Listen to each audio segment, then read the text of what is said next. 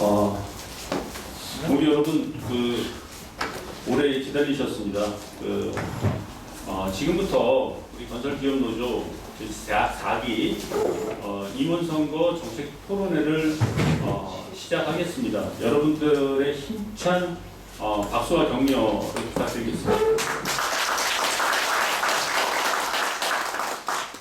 우선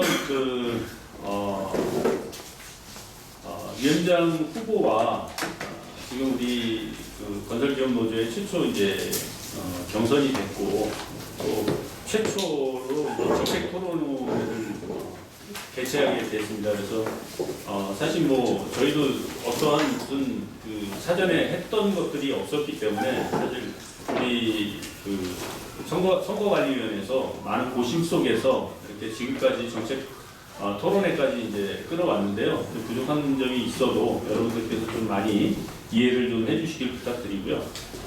그러면 우선 우리 정책 토론회에 앞서 우선 말씀도 좀 드리고 그리고 후보들도 좀 인사 좀 시켜드리고 정책 토론회에 대해서 토론 방식에 대해서도 여러분들한테 먼저 사전 고지를 좀 해드리고 정책 토론회 시작하는 것으로 하겠습니다. 우선 우리 위원장 후보입니다. 제4기 기업노조 위원장 후보입니다. 1번 정윤호 후보 간단하게 인사말만 해줄게요. 이따 정견 발표 시간에 또 해도 되니까 1번 후보 정윤호 후보입니다. 인사드리겠습니다. 그냥 간단하게 인사. 예, 건설기업노조 위원장 후보 1번으로 나온 사무처장 정민호입니다. 반갑습니다. 자, 2번 홍순관 후보입니다. 네, 반갑습니다. 기호 2번 위원장 후보 홍순관입니다. 동지들과 함께 이 자리에 있게 돼서 너무나 감사합니다. 네. 자, 부위원장님도 후보 잠깐 앞으로 좀 나와주세요. 나와주세요. 참고로 3번의 김우순 후보가 3번이시죠? 예, 3번의 김우순 후보가 이 자리에 없으니까 이따가 유세 때는 동영상으로 찍어서 이렇게 여러분들한테 유세를 하는 것으로 되어 있으니까요. 이렇게 좀 기다리시고요. 간단하게 1번 후보부터 간단하게 인사를 좀 하시죠. 예, 안녕하십니까. 박인종입니다. 반갑습니다. 기호 2번 부위원장 후보 김영석입니다. 네, 반갑습니다. 4번 후보 전봉철입니다. 자, 자리 돌아가시죠. 자, 그리고 다음으로 저희가 사실 지금까지 정책 토론회까지 무사히 사실 뭐 한 건에 뭐 문제 없이 잘 지금까지 이제 끌어온 선거관리위원들을 좀 잠깐 소개시켜드리겠습니다. 조재용 위원장입니다. 인사할 필요는 없어요. 김규현 위원장입니다. 김규현 위원장 없어요? PD 있습니다. 김규현 위원장. 김규현. 그리고 최용준 위원장. 그리고 양희미 위원장. 이렇게 저를 포함해서 5명이서 일주일에 뭐 한두 번씩은 계속 모였고 그리고 뭐 수시로 카톡으로 계속 정보 교환하고 했기 때문에 사실 이 자리까지 사실 경쟁 구도면서도 상당히 민감한 시기인데도 사실 양 후보들이 많이 이해들도 좀 해주셨고 사실 이해가 좀 안 될 것 같은 것들은 저희 선관위원회에서 그냥 결정을 해서 후보들한테 좀 통보하는 식으로 해서 많은 뭐 후보들이 우리 각 후보들이 이제 이해들을 많이 해주셔서 지금까지 좀 잘 문제 없이 좀 왔던 것 같습니다. 여러분들께 이제 좀 간단하게 이 토론 방식에 대해서 좀 간단하게 좀 말씀을 좀 드리겠습니다. 우선 이제 제가 이제 요 얘기가 끝나면 이제 처음에 이제 각 후보의 이제 정견 발표를 하게 될 겁니다. 그동안 이제 정책 토론, 정책 자료집이나 이렇게 보내드렸지만 본인이 이제 함축적으로 어떠한 것으로 해서 정견 발표를 하는 것으로 시간은 7분 이내로 할 거고요. 순서는 우선 1번, 2번 순서대로 할 겁니다. 왜냐하면 이 토론을 하다 보면 이제 각자 이제 번갈아 가면서 할 건데 정견 발표나 유세는 이 사람이 1번이구나, 이 사람이 2번이구나를 각인시키기 위해서 정견 발표는 순서대로 하고 토론은 한 번씩 번갈아 가면서 질문하고 답변하는 것을 번갈아 가면서 하는 그런 식으로 하게 될 것 같고요. 그리고 이제 정책 질의를 하게 될 건데 정책 질의는 사안별로 한 5분 정도를 시간을 주어서 하는 것과 좀 간단하게 할 것들은 한 3분 정도로 저희가 시간을 정할 겁니다. 그래서 그렇게 하고 본인이 만약에 시간이 좀 부족하다라고 하면 추가로 1분 정도만 더 할애를 요청을 하면 전체 이제 정책 질의 시간에 한 2번 정도를 기회를 더 주는 것으로 하겠습니다. 그래서 마무리 짓지 못할 때 꼭 말씀을 해야 될 여러분들한테 발표해야 되는 상황인데 끊을 수는 없으니까 5분 딱 저는 5분 지났다고 끊기 어려우니까 본인이 찬스를 좀 기회를 한 번 더 달라고 하면 2번까지 해서 주는 것으로 그렇게 하겠습니다. 그리고 이제 상호 질의 시간이 있습니다. 이게 지금 저희가 준비한 것은 한 4건인데 큰 것으로는 4건인데 실질적으로 소제목으로는 뭐 2건이 될 수도 있고 아니 소제목은 한 주제에 한 2건 정도가 나올 수 있고 그래서 한 7, 8건이 될 수가 있거든요. 그래서 그것은 이제 준비된 질문이고 그 중에서 그것이 끝나고 나면 상호 간의 토론 시간을 좀 갖기로 하겠습니다. 그래서 만약에 1번 후보가 2번 후보한테 궁금하거나 이것은 좀 문제가 있는 것이 아니냐. 그러니까 나쁘게 얘기하면 좀 뒷사는 시간을 좀 줄 겁니다. 그래서 상호 간에 좀 정책적으로 좀 문제가 있다고 하면 상호 간에 공방을 할 수 있는 시간을 주고 그리고 한 번 기회를 1번에 주면 그 다음에 2번 후보가 이제 1번한테 질의를 할 수 있는 그런 시간을 주고 질문은 1분으로 하고요. 답변은 3분으로 이렇게 좀 정하겠습니다. 그래서 또 추가로 더 논의가 더 돼야 될 것 같으면 한 번 더 기회를 주는 것으로 그래서 전체적인 시간에 따라서 제가 조정을 하면서 진행을 하도록 그렇게 하겠습니다. 그리고 여러분들이 정책 토론을 전체적으로 듣고 나서 각 후보들한테 한 번 내지 2번 정도의 현장 질의할 수 있는 시간을 드리겠습니다. 그래서 그것도 1분 정도로 해서 질의를 하시고 충분히 이제 정책 토론을 들어보시고 본인이 더 뭐 1번 후보한테 이게 더 궁금하다라고 하면 추가 질의할 수 있는 시간 그리고 답변하는 것은 3분으로 이 정도로 좀 정하도록 하겠습니다. 그리고 이제 이렇게 정책 토론이 끝나고 나면 유세가 남는데요. 우선 이제 위원장 후보들은 좀 그동안 정책 토론 때문에 좀 힘들었으니까 좀 쉬고 부위원장들이 유세를 하는데 부위원장들이 먼저 유세를 할 겁니다. 유세 시간은 5분이고 순서는 기호 순서대로 할 겁니다. 왜냐하면 여러분들한테 부위원장 후보는 4명이기 때문에 정확하게 첫 번째 누가 한 사람 누가 했는지 그래야 그게 1번이지 이거는 무슨 제비뽑기로 유세를 해서는 오히려 혼선이 올 것 같아서 유세는 1번서부터 1번, 2번, 3번, 4번 이렇게 가겠습니다. 그리고 그게 끝나고 나면 위원장 후보도 1번이 먼저 하고 2번이 나중에 하는 거고 이렇게 순서를 정하도록 하겠습니다. 혹시 이 토론 방식에 대해서 궁금한 사항이나 질문 사항이 있으면 질문을 좀 해주십시오. 후보님들도 혹시 뭐 궁금한 사항이 있으면 좀 질문해 주시고요. 없습니까? 그대로 진행해도 되겠습니까? 네. 그러면 우선 광고 시간으로 우리 김지용 부장께서 광고 말이 좀 있다고 하니까 좀 말씀하시죠. 예. 혹시 여기 붙어 있는 선거 포스터 못 받으신 지부 있으신가요? 지부 사무실로 오늘까지 도착하게 다 보냈거든요. 혹시 못 받으신 지부? 그러면 한양 지부 빼고는 다 도착을 하고. 왔는지 안 왔는지 모르겠네. 둘 다 나와 있어서 왔는지 몰라. 어제까지는 안 오신 거죠? 네. 그럼 서영이랑 지금 쌍용 확인 안 되시죠? 네, 알겠습니다. 그리고 참고로 중간 쉬는 시간이나 끝나고 나서 흡연하실 분들 이쪽 아래에서는 안 되거든요. 이제 여기 벌금 물 수가 있기 때문에 입구 쪽 출구 한 군데에서만 흡연하시니까 참고 부탁드리고 진행상에서 이거 제가 말씀드릴 볼까요?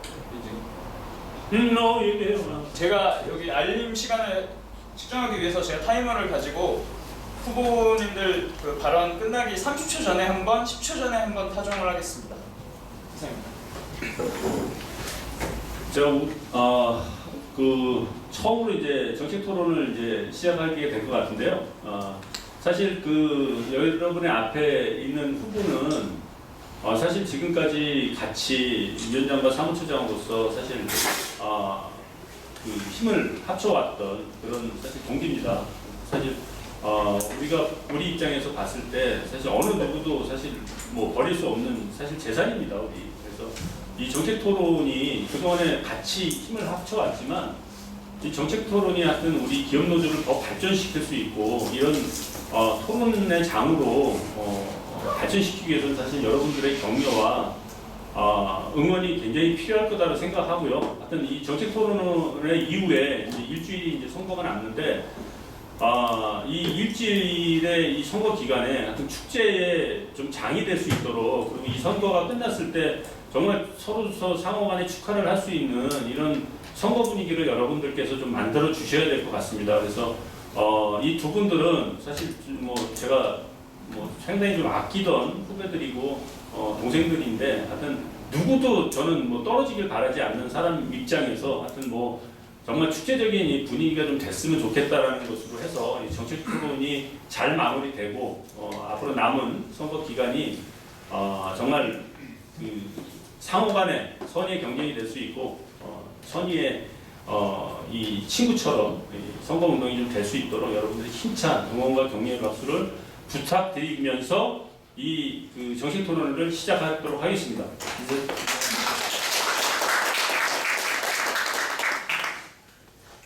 자, 그러면 아까 얘기한 대로 정견 발표를 7분 동안 하도록 하겠습니다. 그래서 우선은 처음에 정견 발표는 1번부터 먼저 하고 그 다음에 이어서 2번 후보 홍순관 후보가 정견 발표를 하는 것으로 그렇게 시작을 하도록 하겠습니다. 자. 예, 정면 발표하도록 하겠습니다. 건설기업노조 제4기 임원 선거에 위원장 후보로 후보한 사무처장 정명호입니다. 지난 3기 동안 건설기업노조의 성장과 발전을 위해 수많은 고난과 역경 속에서도 조직을 이끌어 오신 선배님들과 홍순관 위원장님의 노고에 깊은 감사의 말씀을 전합니다. 저는 건설기업노조 제2기 조직국장을 역임하고 워크아웃 및 법정관리 회의를 주관해서 지구들의 현안을 공유하고 대안을 제시하였고 하나의 목소리를 만들어내고 가장 기본적인 참여와 소통이 활성화되는 생산적인 회의 체계를 운영했다고 나름 자부합니다. 그런 실무의 경험을 바탕으로 제3기 사무처장의 역할을 수행하면서 조직 내부의 다양한 목소리를 경청하고 건설기업 노조의 시대적 과제인 변화와 혁신에 디딤돌이 될 각오와 과거에 안주하지 않고 답습하지 않고 한 단계 더 성장하는 건설기업 노조를 여러분과 함께 만들고자 무거운 책임감을 가지고 건설기업 노조 제4기 임원 선거에 위원장 후보로 출마하게 되었습니다. 이번 선거는 위원장만 선출하는 것이 아니라 부위원장님 3분도 선출되는 아주 중요한 자리입니다. 저와 부위원장님 후보들이 동반 출마는 아니지만 건설기업 노조를 성장과 발전 방향에 대해서 상호간 의견을 공유하였고 조직 및 정책적 비전도 함께 고민하여 이렇게 출마하게 되었습니다. 건설기업 노조 위원장은 단순한 논리이지만 동지 여러분의 맨 앞에 서서 먼저 투쟁하고 행동하고 우리의 모두의 의견을 하나로 모아 우리 스스로의 노동권을 지켜나가는 통합의 리더십과 조직 내 다양한 목소리를 낮은 자세로 소통하고 자발적인 참여를 견인해 나가야 한다고 생각합니다. 먼저 저부터 반성하겠습니다. 지금은 건설기업 노조 이상을 재정립하고 조직 강화 역할을 최우선으로 해서 더 이상 신규 노조가 조합원 과반수를 확보하고도 유명무실해지는 사례가 다시금 나오지 않도록 상급단체로서의 주어진 임무를 충실히 하겠습니다. 신규 조직이 단체 연합 체결 시까지 실무적 사항에 대한 지원을 아끼지 않겠습니다. 단체 교섭의 케이스별 문제점, 해소점, 교섭 과정의 핵심 포인트 등 구체적인 내용을 중심으로 단체 교섭의 과정을 전부 다 데이터베이스하여 일회성이 아니라 건설기업 노조의 교섭 내용으로 기록하게 되고 자료가 될 수 있도록 집행부가 솔선수범하겠습니다. 지금 시기는 건설기업 노조의 역할과 위상, 근본적으로 우리 스스로를 지키기 위해 조직적 역량을 재점검하고 소통할 수 있는 집행부가 선출되어 통합의 지도력으로 다시금 건설기업 노조가 재도약하는 계기가 되어야 합니다.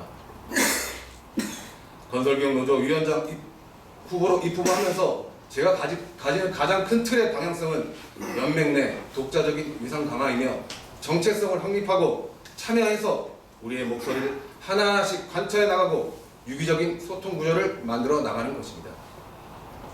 건설기업 노조는 수많은 단위 사업장으로 구성되어 있습니다.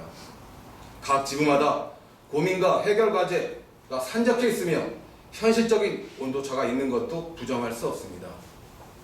위원장 혼자서 이런 모든 것을 감당할 수는 없습니다. 그래서 중요 직제 부분에는 대외적인 책임성과 대표성을 강화하기 위하여 책임 부위원장님 제도를 도입하고자 합니다.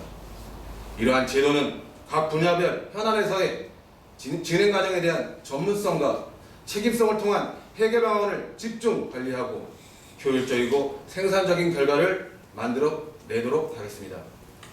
이것은 누구 한 명에게 책임만 부여하는 것이 아니라 문제 해결의 방법에 있어 보다 더 조직적 접근을 통해 안정된 조직체계 완성과 대외적으로는 조직의 위상 제고까지 고려한 방안입니다. 변화와 혁신의 시작, 그 길에 여러분들과 함께 하겠습니다.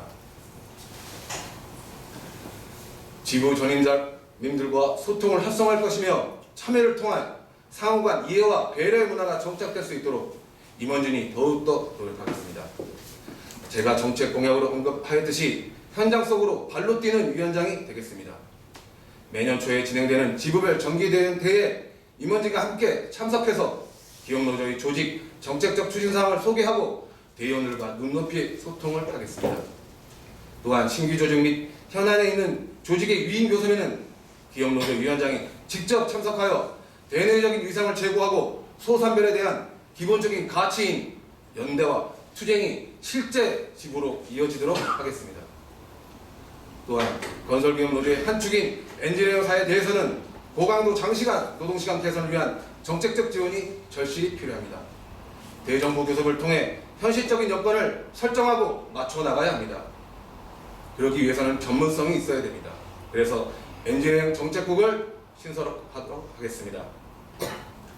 아울러 대형 건설사에 대해서는 건설기업 노조가 조직적, 정책적 자문 등 별다른 노력을 하지 못한 채 책임과 의무만 강요한 것 같아 이 자리를 빌어 죄송하다는 말씀을 드립니다.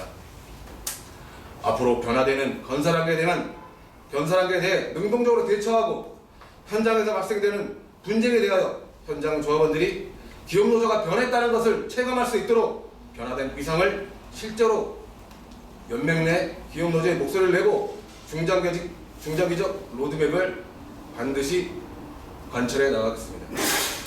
우리 모두가 희망과 발전 그리고 우리 미래를 열어갈 수 있는 길 앞에서 여러분과 함께 건설기업 노조를 지키고 한층 더 강화된 모습을 만들어가길 희망합니다.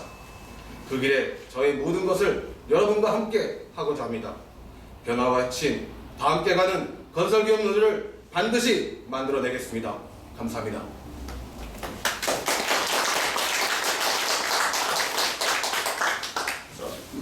그럼 이번 후보의 정견 발표가 있겠습니다. 존경하는 대의원 동지 여러분, 그리고 관심을 가지고 토론회에 참석해 주신 동지 여러분, 기호 2번 위원장 후보 홍순관 동지들께 열정과 진심을 담아 인사 올립니다.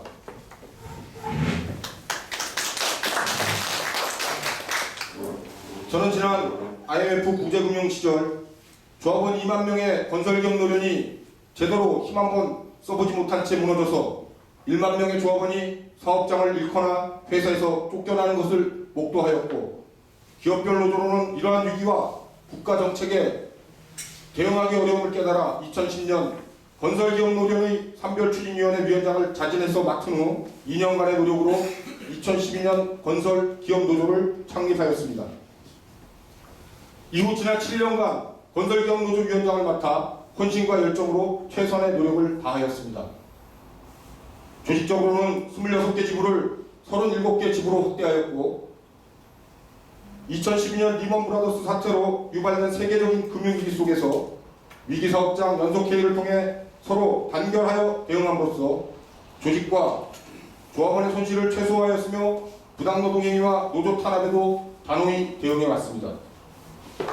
또한 우리 건설기업노조가 갈망하던 정책사안 중 주 52시간제 공사기간 반영, 주 5일제 공사기간 적용, 공기 현장에 따른 간접비 지급 합리화, 표준 공사기간 법제화, 발주처의 불공정 계약 관행 개선, 입찰 요일 조정과 업무 시간의 업무 지시 근절로 휴일 야간 근로 예방, 서류로 업무 지시토록 하여 무대가 노동 예방, 공사 필요인원 계획에 대해 실질적 운영 관리를 통한 일자리 보존, 예가 기준 안전관리비 지급으로 안전사고 예방 및 안전관리자 정규직화 촉진을 이뤄냈으며 엔지니어링 관련 사안에 대해서는 국토부와 지속적으로 교섭을 벌이고 있는 상황입니다. 최근 저는 지난해 5월부터 금년 6월 말까지 1년여 기간 동안 귀하게 정한 바대로 건설기업노조 중앙위원회의 결의로 건설산업연맹 위원장 권한대행을 맡아서 어느 누구 못지않게 열정적으로 연맹을 이끌었으며 파견기간 동안 많은 성과도 이루어낸 바 있습니다. 파견기간 중 연맹, 건설기업노조, 사만지부 위원장을 겸임하다 보니 민주노총 중집회의, 정부와의 교섭을 비롯해서 매월 약 30회가량의 회의에 참석하였고 주말마다 투쟁의 현장에 나갔습니다. 이렇게 바쁜 시간을 보내는 동안 저는 연맹 내 3개 조직의 정책 요구사항을 대부분 법제화하였고 최근 건설근로자 고용에 관한 법률이 국회를 통과함으로써 정책적 과업을 완성하였습니다. 또 프렌트건설노조 중앙과 지부 간의 대립으로 2만여 명에 달하는 조합원들이 민주노총에서 쫓겨날 처지에 놓여 있었으나 양측의 갈등을 원만하게 조정하여 다시금 함께할 수 있도록 하였습니다. 다만 이 과정에서 우리 조직의 시스템을 너무 과신한 나머지 산하 지부들을 꼼꼼히 챙기지 못하였고 이로 인해 이번 선거가 경선이 된 점에 대해 책임을 통감합니다. 이제 현장에서 제기된 모든 문제의 해결의 첫 단추는 제가 건설기업 노조에 상근하며 마지막 3년 동안 새로운 시스템을 만들고 기존의 시스템을 보완하며 직접 미진했던 부분을 챙겨나가겠다는 심정으로 출마를 결심하였습니다. 저는 이번 선거 과정에서 제가 노조 활동을 오래 하였기에 사고가 너무나 경직되거나 정형화되지 않았을까 우려하여 많은 동지들을 만나 그분들의 의견도 충실히 들었고 제 생각도 설명하였습니다. 아마도 이번 경선이 건설기업 노조의 역사에 있어 소중한 경선이 될 것이라는 것은 이러한 이유 때문일 것입니다.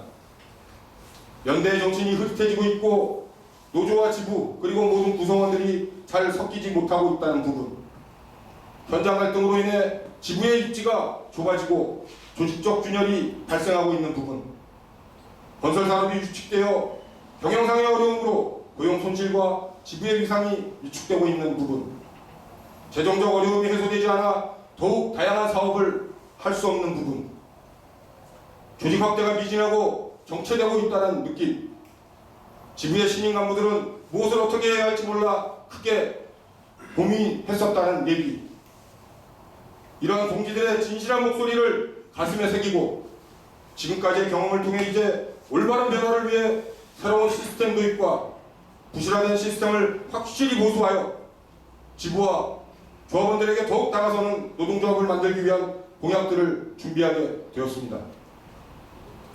제가 준비한 공약은 주제별 토론회를 통해 차분하게 설명드릴 것입니다. 제가 당선된다면 빠른 시일 내에 경선으로 인한 후유증을 치유하고 저의 공약과 상대 후보의 공약이 실현될 수 있도록 조직발전위원회를 구성할 것이며 그 과정에서 다시 하나 되는 노동조합을 만들어 가겠습니다. 동지 여러분, 우리가 누리고 있는 모든 노동 조건은 누군가의 피와 땀으로 이루어진 것입니다. 그리고 십수년간 투쟁의 현장에서 몸살리지 않고 싸워온 저 또한 그 누군가 중 한 명이라고 자부합니다. 산별노조로서의 운동성을 지켜내고 분명한 방향성을 제시할 수 있는 저에게 우리 건설기업 노동조합을 위해 마지막 3년 헌신할 수 있는 기회를 주십시오. 건설기업 노조를 위해 많은 시간 동안 고민해온 저의 공약을 실현시킨 후 당당히 문을 열고 나설 수 있도록 지지해 주십시오. 7년간의 성과를 바탕으로 더욱 성장하는 노동조합, 활기찬 미래를 준비하는 노동조합, 적극적으로 연대하고 지원하는 든든한 노동조합을 반드시 만들어 가겠습니다. 감사합니다.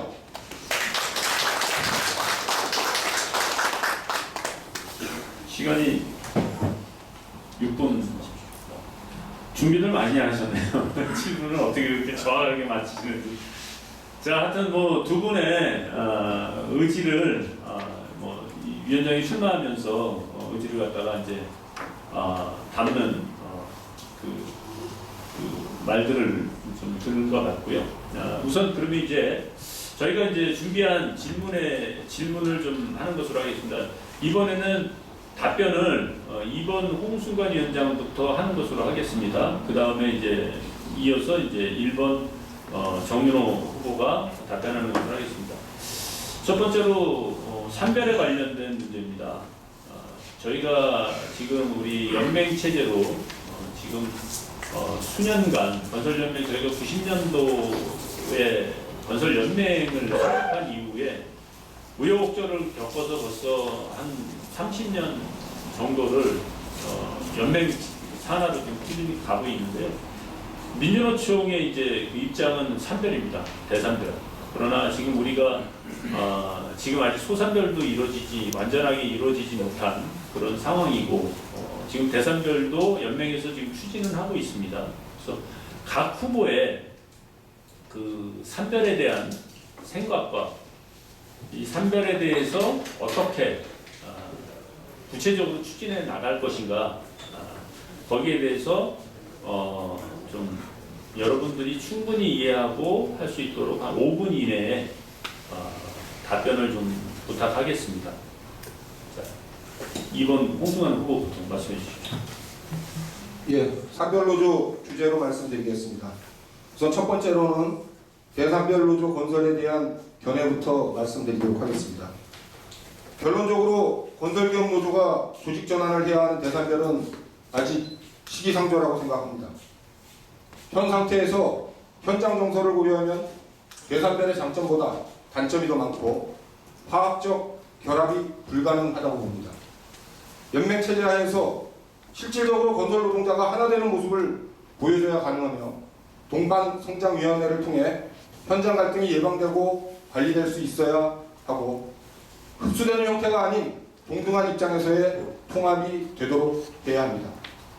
향후 수년간 연맹의 역할 강화를 통해 이러한 노력들이 필요하고 건설기업 노조는 대다수의 조합원들이 대산별을 요구할 때 추진하면 될 것입니다. 그래서 현 상태에서는 저는 연맹의 역할을 강화해야 한다고 생각합니다. 연맹은 과거 건설기업 노조가 건설노조와 플랜트 건설노조를 적극적으로 지원했듯이 이제는 가장 취약한 건설기업 노조의 성장을 돕기 위한 지원을 해야 하며 구성원 간의 이해와 소통의 자리를 자주 마련해야 하기에 내년 연맹위원장 선거 시 이러한 내용들을 요구할 예정입니다.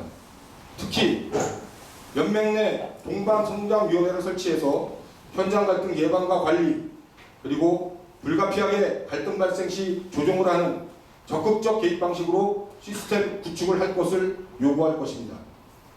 이를 통해 20만 조합원의 건설산업연맹과 동반 성장을 추진해서 향후 발생할 산별 교섭을 준비해 나갈 것입니다. 소산별 노조로서의 건설기업 노조 역할 또한 강화해 나가야 한다고 생각합니다.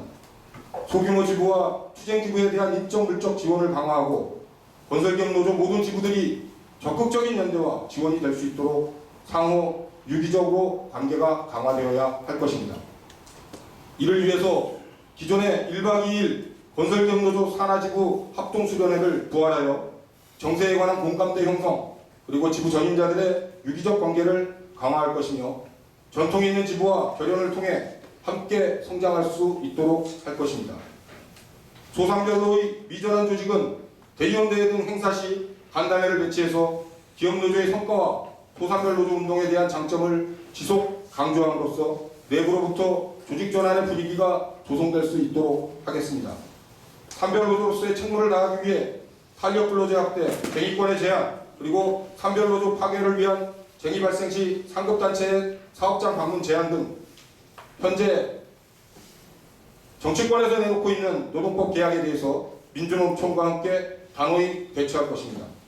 또한 조합원의 생존을 지키기 위해 대한건설협회, 전문건설협회와 함께 건설산업 투자 확대를 정부에 요구할 것입니다. 연맹 내 동반성장위원회가 설치되어 제 역할을 할 때까지는 현장 갈등을 희맹관리를 통해서 산하지구의 현장 갈등에 적극적으로 개입해서 해결하도록 하겠습니다. 이상입니다. 자, 1번 정인 후보 답변입니다. 예, 일단 먼저 소산 저는 조금 더 아래부터 좀 말씀드릴 것 같습니다.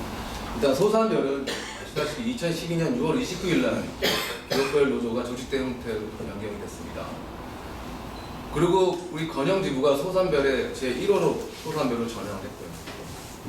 아까 말씀했겠지만 소산별을 태동한 시기가 그 당시 IMF 구제금이라든가 여러 가지 집단적 어떤 대량의 조정이 있었기 때문에 했습니다. 지금 좀 시기가 다르다라고 하고요.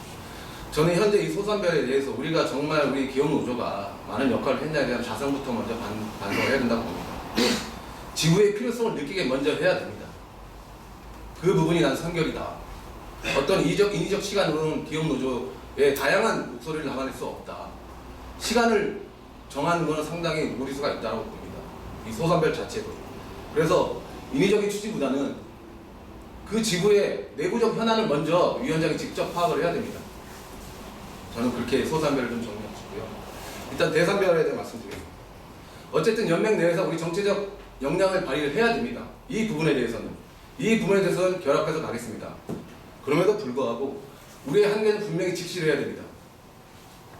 지금 연맹 내에 추진하고 있는 대산별 논의에 대해서는 느슨하게 결합하면서 우리의 정치적 역량을 좀 발휘할 수 있는 부분이지 지금 당장 대산별에 대해서는 저는 그렇게 생각합니다.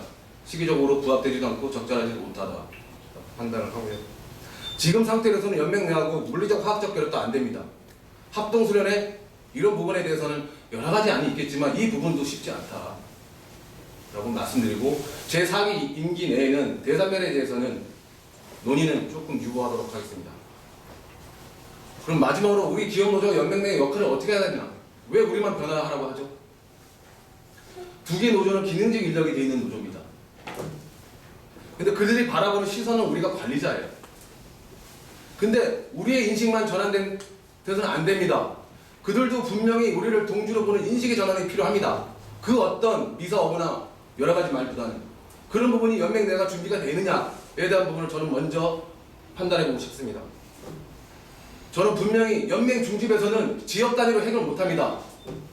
연맹 중집은 현장에 분쟁이 생겼을 때 절대 해결할 수 없는 구조가 되어 있습니다. 지역 본부가 다 모든 권한을 갖고 있습니다. 저는 지역 본부를 다 돌아다니겠습니다. 실제적으로 현장에 분쟁이 생겼던 지역 본부를 돌아다녀야 되지 연맹 내 안에서는 우리 충분히 목소리 내봤습니다. 통하지 않습니다. 두 번째, 이런 우리의 기업 노조의 목소리를 연맹 대대 때 직접 안건으로 발휘해야 됩니다. 우리들 똑같이 한 개의 조직의 목소리를 내야 된다고 봅니다. 이 정도로 연맹과의 관계, 소산별하고 대산별의 관계를 정리 좀 하도록 하겠습니다. 이상입니다. 자, 우선 첫 번째 질문, 산별 중에서도 이제 첫 번째 질문이고요. 산별과 관련이 있습니다. 우리가 두 번째 질문은 지금 우리가 연맹 체제에서 우리가 관리직과 기능직과의 이제 현장 내 이제 갈등 그리고 타워크레인에 대한 이 현장의 갈등들이 지금 상당히 빈번하게 일어나고 있습니다. 그래서 그런 문제들을 지금 각 후보들은 어떻게 생각하고 있고 만약에 그 갈등의 구조를 풀기 위해서 향후 위원장이 된다면 어떻게 그 갈등을 풀어나갈 것인지 한 3분 이내로 말씀을 좀 해주시고요. 홍 위원장님은 간단하게 좀 아까 그 얘기를 좀 했는데 좀 구체적으로 더 얘기를 해주시고 소산별에 대한 부분들은 의견이 없었습니다. 그래서 혹시 의견이 있다고 소산별에 대한 의견도 3분 이내에 좀 함축해서 얘기를 좀 해주시고요. 이번에는 1번 후보 우리 정윤호 후보부터 현장 내 갈등에 대한 구조를 어떻게 해결하고 어떻게 풀어나갈 것인지 의견을 듣도록 하도록 하겠습니다. 잠깐 소산별하고 대산별 얘기 나오다 연맹 얘기가 잠깐 나왔습니다. 네, 저는 좀 쉽게 말씀드리겠습니다. 그들이 주장하는 생존권 존중합니다. 근데 기업노조 단위 현장에 있는 우리 조합원의 생존권은 누가 지키겠습니까? 저는 그 고민이 제가 위원장으로 출마하게 된 가장 결정적 계기입니다. 다분히 현장에 있습니다. 우리 하부가 무너지고 있습니다. 그 하부를 지켜보지 않고 그냥 연맹 내에서 그동안에 그들만의 방식으로 간다 그러면 기업노조는 정체성이 훼손될 것입니다. 단 이 부분에 대해서 제 임기가 만약에 위원장이라는 역할이 주어진다면 3년 내에 어떻게 다 하겠습니까? 그런 데이터베이스 기초를 해야 됩니다. 위원장은 사무실에 앉아있으면 안 됩니다. 현장을 다니고 군대 현장에 찾아가서 나름 그쪽하고 지역하고 만나야 됩니다. 만나지 않고 탁상 공론 백날 해봐도 우리 7, 8년간 그렇게 했습니다. 뭐가 달라졌겠습니까? 그걸로 저의 입장을 말씀드리도록 하겠습니다. 자, 이제 2번 홍순관 후보가 지금까지 우리 연맹 산하의 이제 현장 내 이제 갈등 문제와 소산별에 대한 의견을 조금 더 구체적으로 좀 밝혀주시기 바라겠습니다. 네, 3분입니다. 예, 현장 내 갈등 문제 정말 해결하기 어려웠습니다. 지난 8월 달에 그래서 위원장 연맹위원장 권한대행 마치자마자 8월 달에 갈등 조정 전문가 과정을 제가 공부를 했습니다. 그 이후에 대우건설 지부에서의 갈등, 현장 갈등, 그리고 한라지부에서의 현장 갈등 이렇게 두 건을 제가 해결을 했습니다. 지금 현재 상태에서는 지난번에도 말씀을 드렸지만 이 시스템상으로 이 현장 갈등을 막을 방법이 없어서 제가 제안했던 것은 동반성장위원회라는 것을 제안을 했습니다. 그리고 얼마 전에 노동자대회 갔다가 건설노조위원장과 공감대를 형성한 바도 있습니다. 동방성장위원회를 간단하게 설명드리자면은 서로 타워크레인 전체와 그러니까 타워크레인은 중앙집중적입니다. 건설노조위원장은 타워크레인을 핸들링하지 못하지만 타워크레인 위원장 그리고 몇몇 간부들은 타워크레인 지부까지도 다 핸들링을 할 수가 있는 구조입니다. 거기는 굉장히 강력합니다. 그래서 현장 지부가 말을 안 들으면 아웃시켜버립니다. 그렇기 때문에 중앙하고 저는 해야 되는 것이 맞다라고 생각하고요. 그래서 MOU 같은 것을 체결을 해서 A블록에 5개 정도의 기업이 들어왔다. 그 중에 우리 민주노총 건설기업노조는 이 사람들이 건들지 않는 겁니다. 다른 데는 농성을 하고 뭐 해도 우리 쪽은 건들지 않는다. 다만 우리는 민주노총이기 때문에 우선적으로 그래도 과반 이상 너네들 채용하겠다. 이러한 것들이 있어야 되겠죠. 그래서 서로 함께 상생해 나가자라는 협약이 체결되고 이것을 통해서 할 수 있다라고 저는 생각을 하고요. 소산별 노조의 시스템은 소산별 노조는 이런 것 같습니다. 산별 노조라는 것은 위원장 한 사람이 좌지우지할 수 없습니다. 모든 것은 회기체에 의해서 시스템에 의해서. 그래서 워커 법정관리 백서 발행 담당자 있었습니다. 책임 부위원장 제도 했었습니다. 멘토링 제도 했습니다. 근데 잘 되지 않았습니다. 시스템이 왜 잘 안 됐냐? 제가 보니까 모든 분들이 상근이 아니기 때문에 지부일도 있고 기업노조일도 있기 때문에 지부일이 엄청 꼬이거나 힘들어지면 그것을 제대로 못했습니다. 근데 제가 잘못한 부분은 이겁니다. 끝인가요? 아니요, 30초가 있고요. 잠깐 요건 좀 빼요, 그렇죠? 추가 일부 찬스가 있습니다. 그래서 이 정책 토론 전체 2번까지 사용할 수 있으니까요. 꼭 하실 말이 있다면 추가 찬스를 사용해서 마무리를 짓는 것도 필요할 거다 이렇게 생각하고요. 하여튼 지금부터 30초 이후에 결정을 해주십시오. 자, 시작하십시오. 조직이 시스템으로 가야 되는데 그 시스템이 느슨할 수밖에 없는 이유가 우리가 처해져 있는 현실 때문이라는 거죠. 그래서 저는 이제 앞으로 3년 동안 위원장이 돼서 상근을 하게 되면 그 부분들, 느슨해진 부분들을 직접 챙기겠다는 겁니다. 만약에 조직국에서 못 챙긴 거 있으면 제가 챙기겠다는 겁니다. 이상입니다. 자, 할 말이 꽤 많고 지금 많이 온도차들은 조금 있습니다. 1번 후보와 2번 후보의 온도차들이 여러분들이 뭐 충분히 느끼고 있을 거다 이렇게 생각을 하고 있고요. 그래서 하여튼 하고 싶은 말도 많고 하지만 주어진 시간에 누가 좀 함축적으로 좀 많이 여러분들한테 뜻을 전달하느냐도 상당히 좀 중요할 것 같습니다. 그래서 조금 더 정리를 해서 말씀해 주시고요. 삼변에 관련된 것도 사실 많지만 이 정도로 삼변은 문제는 다루는 것으로 마치고요. 다음에는 정책에 관련돼서 좀 말씀을 드리겠습니다. 사실 저희가 이제 시공사가 좀 많고 그다음에 이제 엔지니어링사가 있습니다. 뭐 자재납품사도 있지만 자재납품사에 대한 것들은 우선 좀 차지해두고 우선 좀 지금 우리 엔지니어링사가 이제 몇 개가 있습니다. 나름대로 이제 문제점도 많고 한데 각 후보들의 이 엔지니어링사에 대한 문제점들을 우선 좀 몇 가지를 얘기해 주시고 거기에 따라서 뭐 해결 방안이 있다면 말씀해 주시고 지금 적정 설계 대가를 지금 받지 못하고 있는 이런 상황 속에서 앞으로 엔지니어링사에 대한 뭐 대응 방안이랄까에 대해서 좀 논의를 해 주십시오. 이번에는 2번 홍순관 후보부터 5분으로 하겠습니다. 룰 오해가 있으신 것 같아서 제가 첫 번째 타종은 30초 전에 하고요. 두 번째 타종은 10초 전이라 끝이 아닙니다. 정보에 대한 하는 말이 막 깜짝 놀랐어요. 자, 2번 홍순관 후보부터 얘기하겠습니다. 예, 정책 주제에 대해서 말씀드리겠습니다. 첫 번째로는 시공사 관련한 정책을 먼저 말씀드리겠습니다. 주 52시간제, 주 5일제. 잠깐만요. 지금 잠깐만. 이게 지금 이 정책 문제가 지금 홍순관 위원장이 지금 전체를 갖다 얘기하는데 요거 지금 내가 구분을 지금 한 거거든요. 왜냐하면 시공사의 문제는 또 별도로 또 얘기를 하고 지금 이제 엔지니어링사에 대해서 의견을 지금 들으려고 하는 거고 그 다음에 이제 시공사에 대한 것은 지금 그 주 현장의 문제점들이 주 5일제 근무와 주 50시간에 대한 문제 해결 방안은 이제 시공사 별도로 나는 거거든요. 그래서 제가 이제 질문하는 걸로 해서 좀 구분해서 좀 답변을 좀 해주셨으면 합니다. 이번에는 엔지니어링에 관련돼서 구체적으로 설명을 하고 거기에 따라서 문제점이나 있다면 거기에 대한 해결 방안까지 해서 5분 정도 네, 처음부터 다시 시작하는 게 좀 이상하다.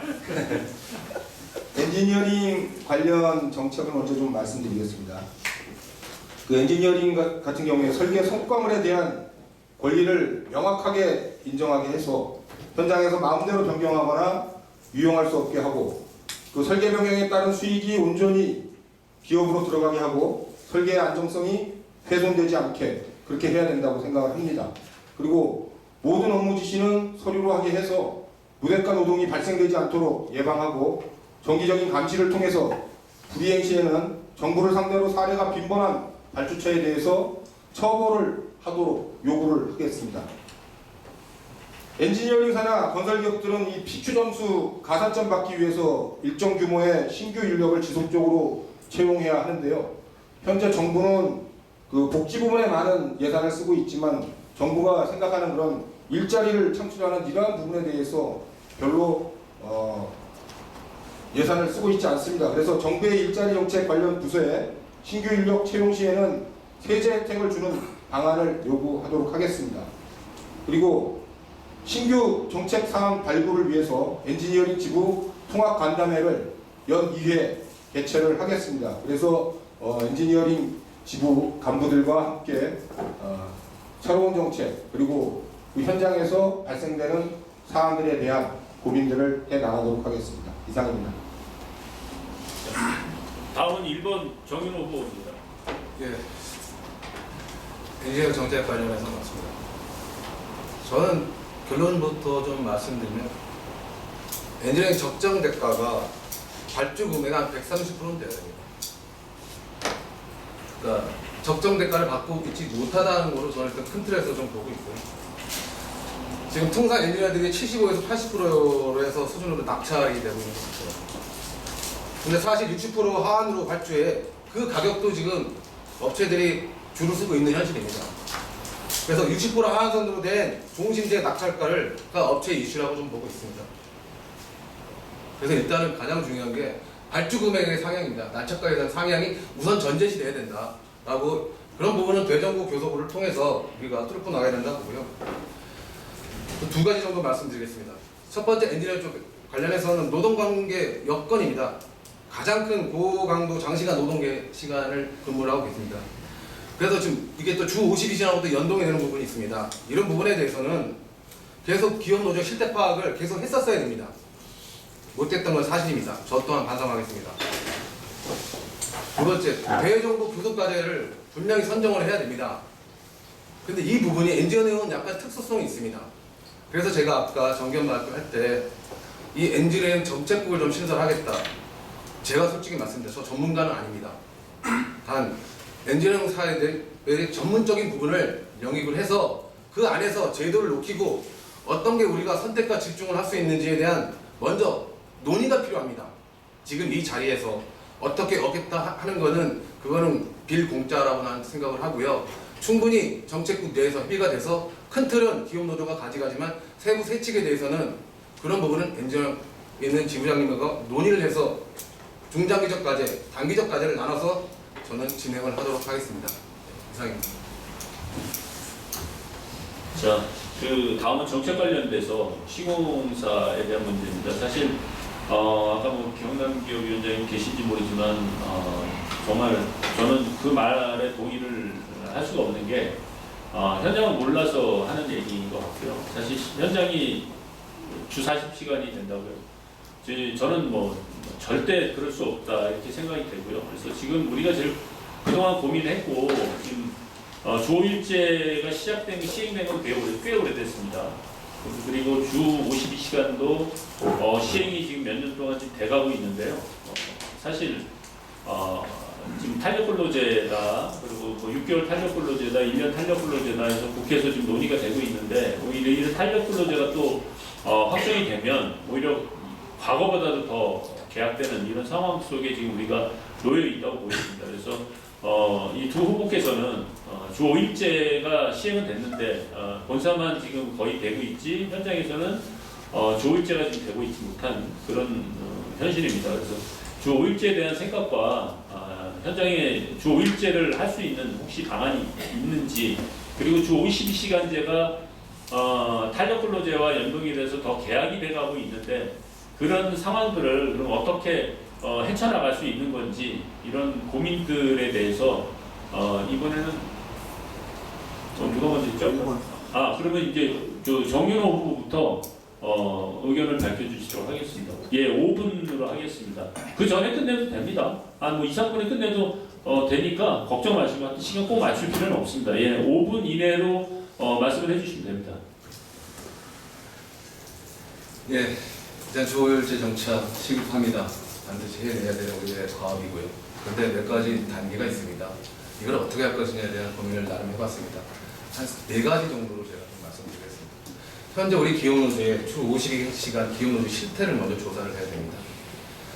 아시겠지만 해외 현장이나 합사 같은 예외적 경우를 다 제외하면 대부분 격주토일 현장 근무가 대부분 건설 현장의 운영 방식이기 때문에 국내 현장 기준으로 돌아갑니다. 그럼 오전 7시에 출근해서 오후 6시에 퇴근해서 기본적인 휴게시간 1시간을 계산하면 하루에 10시간이 근무를 하게 됩니다. 이렇게 토요일까지 근무하게 되면 60시간이라는 수치가 나옵니다. 그런데 건설사들은 이 시간을 52시간으로 맞춰야 됩니다. 그러면 통상적으로 기업노조는 어떻게 했느냐? 1시간의 휴게시간을 더하던가 아니면 퇴근 시간 땡기는 이런 인정 행위를 했습니다. 그래서 9시간을 맞춰놨습니다. 근데 하루 9시간을 계산해도 토요일 근무가 있는 주는 50시간이고요. 52시간, 54시간으로 52시간을 초과합니다. 그래서 우리가 지금 아시겠죠? 2주 단위 탄력을 도입을 했습니다. 그래서 한 주는 한 45시간, 또 다른 한 주는 6일에 54시간에서 평균 아마 기업노조 대부분 당사가 국내 현장은 49.5시간으로 이렇게 2주 단위 탄력을 운영하고 있습니다. 근데 합사나 해외 플란트 현장을 관련하고 공장 시운전이라는 것 말고는 탄력 근로자를 그다지 필요가 하지 않습니다. 근데 아마 6개월로 국회에서 통과가 된다면 탄력 근로자를 솔직히 이 합사나 해외 플란트를 받을 수밖에 없는 현실입니다. 우리가 기본적인 현실은 정확하게 좀 인지를 해야 된다고 좀 보고요. 건설기업노 차원에서 이런 경우에만 예외적으로 3회에서 6개월 탄력 근로를 허용하고 그 외에는 모두 2주 단위를 받도록 지부들을 지도해야 된다는 필요성을 느끼고 있습니다. 특히 300인 이하 지부들은 더군다나 해외 현장이 없기 때문에 합사 정도를 제외하면 다른 유연 근무자가 그다지 필요하지 않습니다. 그래서 오직 2주 단위 탄력제로 국내 현장이 모두 커버가 된다라고 저는 판단을 하고 있고요. 좀 시간 관계상 지부들의 유연 근로제 도입 케이스가 뭐 삼부, 동부, 한라, 대우, GS 제가 다 갖고 있는데 대동소이합니다. 근데 결국은 합사나 해외 플랜트 말고는 2주 단위로 기결될 수밖에 없다라고 저는 나름 판단하고 있고요. 그럼 기본적으로 52시간에 대한 문제점이 뭔가? 이 부분에 대해서 우리 기업 노조가 대정부 투쟁이나 교섭을 해야 됩니다. 법적 기준이 없어요. 고용노동부의 실태 조사를 해야 됩니다. 점검이 필요합니다. 단 우리 조합원의 정서도 판단해야 됩니다. 임금이 하락되지 않는다면 조합원이 이거에 대해서 별로 의의를 제기하지 않아요. 현실적으로. 그래서 52시간 관련된 유관부서에 대한 행정처가 미흡합니다. 여기 안에 공개 현장하고 적정 대가가 포함되어 있습니다. 두 번째, 포괄임금제가 임금 하락 없는 포괄임금제가 폐기가 선행된다고 저는 보고 있고요. 그러면 기업 노조의 입장에서 실리적 측면은 뭐냐라고 좀 판단합니다. 그럼 임금 하락 없는 포괄임금제 폐지. 임금 하락이 발생하면 포괄임금제는 저는 현실적으로 유지하고 임금 하락 시 탈락 근로제 근무 시간을 전면 거부해야 된다고 봅니다. 두 번째, 우리가 또 해야 될 목입니다. 유연 근로제에 대한 기업 노조 표준 단협안이 필요합니다. 고용노동부의 52시간 관련해서 사업장 점검을 촉구해야 되고요. 개선을 유도해야 됩니다. 또한 국토교통부가 발주할 때 52시간에 대한 감안해서 발주하라고 지속적으로 아까 오전 중앙회 때도 얘기했는데 그런 노력이 선행돼야 됩니다. 그래서 제가 이렇게 한 3-4가지 꼭지로 얘기를 했고요. 결국 문제는 토요일날 근무입니다. 이 부분에 대해서는 어떻게 해야 되냐? 저부터 교육을 좀 받아야 됩니다. 위원장이 직접 국회나 학계 포럼에 다녀서 이 부분에 대해서 어떻게 다양한 우리 기부 노조의 여러 형태, 근로시간 형태에 대해서 위원장이 인지를 먼저 해야 됩니다. 지금 흔히 국회나 정부나 노동계가 얘기하고 있는 표면적 단어 갖고 우리 지부들을 모두 커버할 수 없습니다. 노동조합 위원장은 이제 실무를 해야 된다고 봅니다. 그렇다고 또 기업 노조가 무조건 다 유연 근로제를 반대해야 되느냐? 저는 또 그렇게 생각하지 않습니다. 이 부분에 대해서는 여기서는 원론적인 얘기 말씀하고 더 많이 찾아가서 제가 같이 그 지부를 현안대해서 머리 맞대고 고민하도록 하겠습니다. 이것으로 52시간 관련해서의 저의 정책적 상황을 말씀드렸습니다. 저 다음은 2번 홍순관 후보의 의견을 듣도록 하겠습니다. 예, 저는 정책 주제에서 제 정책 사안들의 공약들도 다 설명할 수 있는 걸로 생각해가지고 아까 정기현에서는 이제 말씀 안 드렸었는데 그 시간 내에 어차피 다 하겠습니다. 다 하고 먼저 질문 들어온 부분부터 좀 먼저 하겠습니다. 그 현장 주 5일제 방안은 뭐 아시다시피 주 5일제 공사기간 적용이 확실하게 되고 그것이 민간까지 퍼졌을 때 된다고 생각하고요. 그것은 결국은 돈 아니겠습니까, 그죠? 그 공사기간과 거기에 투입될 인력이 맞아 떨어져야 되기 때문에 돈의 문제라고 생각하고 요거는 어찌됐건 간에 우리는 이런 그 원칙을 가지고서 계속 쪼이다 보면 결국 사용자 단체와 정부 간에 그 부분을 해결할 수 있을 것이다 이렇게 생각합니다. 그리고 탄력근로제 관련해서는 탄력근로제는 우리 노동자들에게는 건강권의 문제고요. 사용자들은 어떻게 해서든지 늘려서 그 뭐 야근 수당이라든가 이런 걸 안 주려고 하고 있는 그런 꼼수고요.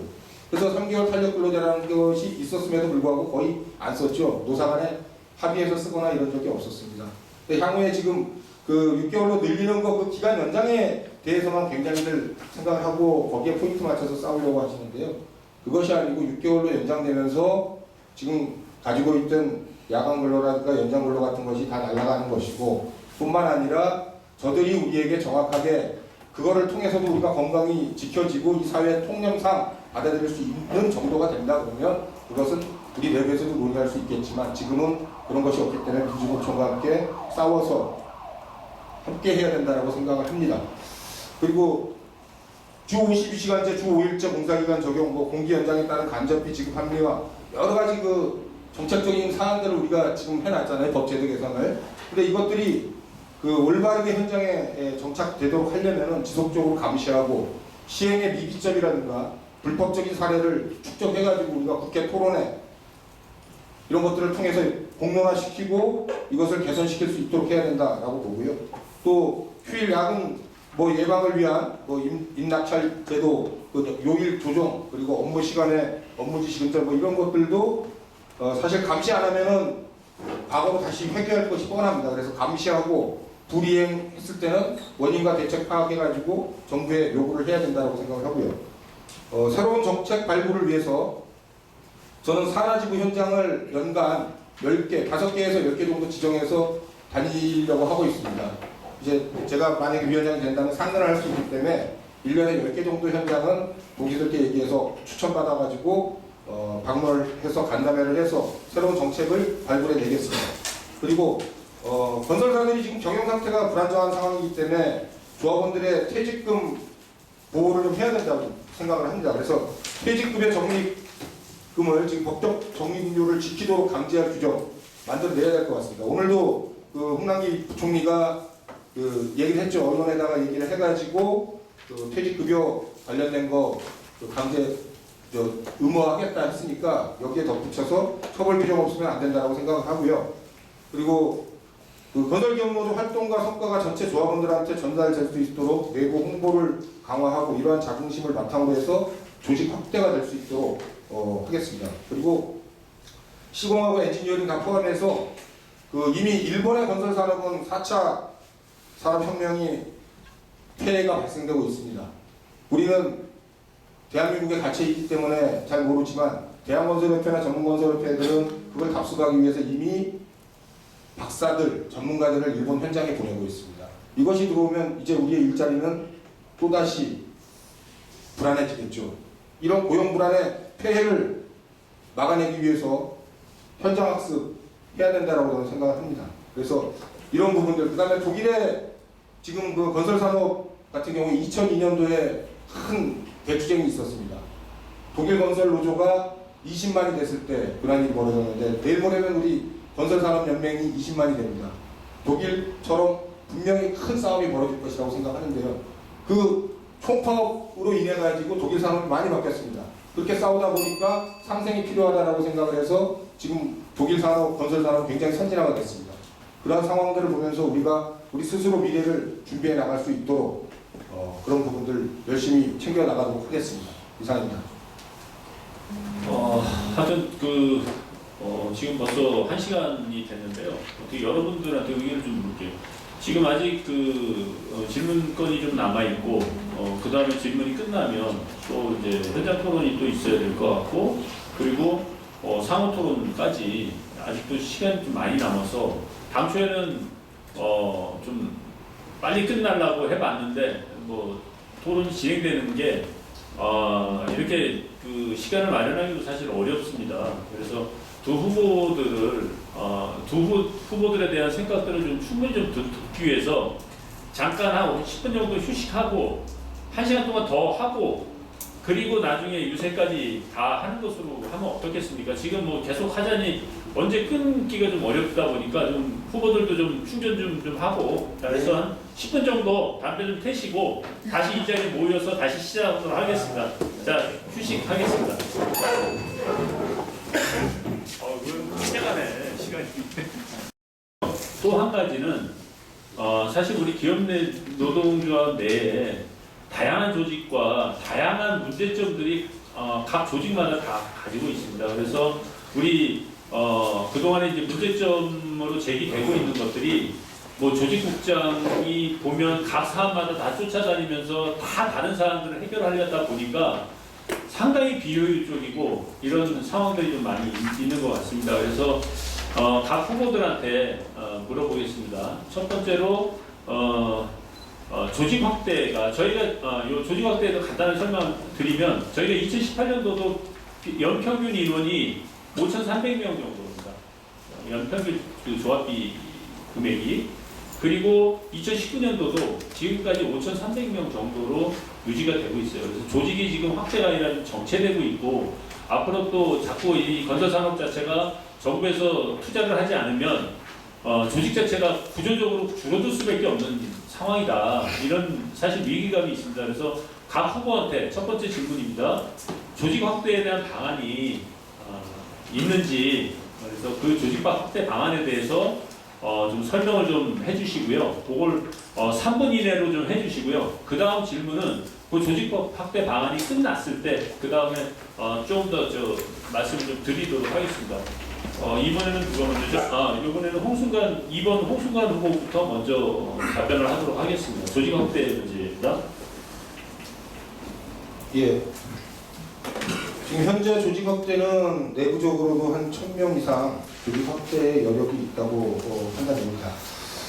지금 아시다시피 아까 중앙회 때도 문제제기 했었지만 하여튼 조합원 범위 제한을 무력화할 필요가 있겠다. 그리고 주 52시간제 정착을 통해 신입 조합원들 유입시키고 그리고 실수납부 정착 등을 통해서 만들 수 있는 게 지금 현재 상태에서 한 8,000명까지도 가능하겠다라고 저는 보고 있습니다. 그래서 8,000명으로 조직이 늘어나면 가용 예산이 한 1억 2천 정도, 그러니까 맹비 빼고서 1억 2천 정도가 됩니다. 그러면은 미조직 조직화 사업 활성화를 전담할 조직화 전문가 1명을 추가로 채용하고 나머지 사업비로도 약 7천만 원 정도를 쓸 수 있기 때문에 이 추가로 채용한 사람을 통해서 미조직된 건설 대기업 조직화 사업 등을 통해서 향후에는 IMF 이전인 2만 명 규모의 노동조합으로 성장시킬 발판을 마련하겠다 이렇게 말씀을 드리겠습니다.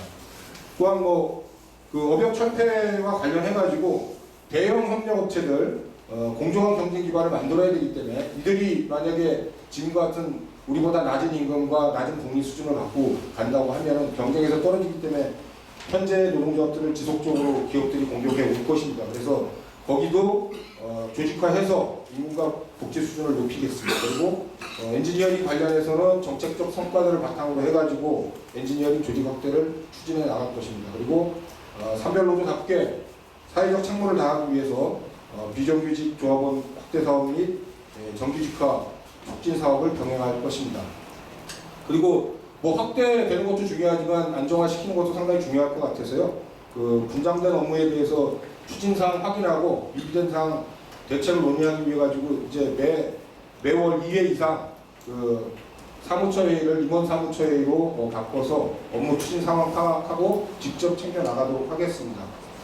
그리고 아까도 말씀드렸듯이 조직발전위원회 빨리 만들어서 이번 선거로 인한 후유증 없애서 서로 간에 더 단결해서 조직이 흩어지는 일이 없도록 그렇게 하겠고요. 그리고 젊고 활력 있는 노조가 되는 것이 많은 신규 노조들에게 좋을 것 같습니다. 그래서 상집위원회에 총령국을 신설하고 이를 통해서 지부 전임자들의 의견과 정책적 대안들도 챙기도록 하겠습니다. 그리고 더 많은 복지와 더 많은 행사들 그리고 가능한 한 소상별 노조로서 단체 교섭 가능한 지부들 참석하도록 그렇게 하겠습니다. 이상입니다. 예, 조직 확대 방안에 대해서 세 가지 포인트를 좀 말씀을 드리도록 하겠습니다. 일단 처음에 말씀드릴 수 있는 부분은 내부적 자성이 좀 필요하다라고 봅니다. 기업노조의 역할이 좀 부족해서 공감대가 형성이 안 되고 있어요. 우리 단위 현장 사업장에서는. 그러니까 그 부분에 대해서 우리가 먼저 자성을 하고 해야 됩니다. 두 번째, 우리 현장 내 사업 및 건설 노조의 갈등에 대해서 우리가 미온적에 대처하는 부분에 대해서 통렬하게 반성한 후에 조직 확대 사업에 대해서 우리가 청사진을 내는 게 많지 않겠다고 보고요. 두 번째, 또 우리 기업노조에는 수많은 단위 사업장이 1년에 정기 대의원회를 합니다. 그 자리에 직접 참석을 해서 기업노조가 현재까지 행하고 있는 정책과 방향성에 대해서 대의원들하고 눈높이 소통을 먼저 해야 됩니다. 그 자리에는 꼭 위원장이 참석을 하고 임원진이 꼭 참석을 해서 사업 계획 때 기업노조가 어떤 역할을 할 건지에 대해서 청사진을 먼저 브리핑해야 되지 않나 봅니다. 그럼 현재 시점에 대해서 우리 조직 진단을 좀 해봐야 될 것 같습니다. 기업노조가 나름 우리 조직국장, 저도 조직국장을 해봤지만 여러 가지 상황이 많습니다. 각 지부마다 문제 해결 방안이 다 다릅니다.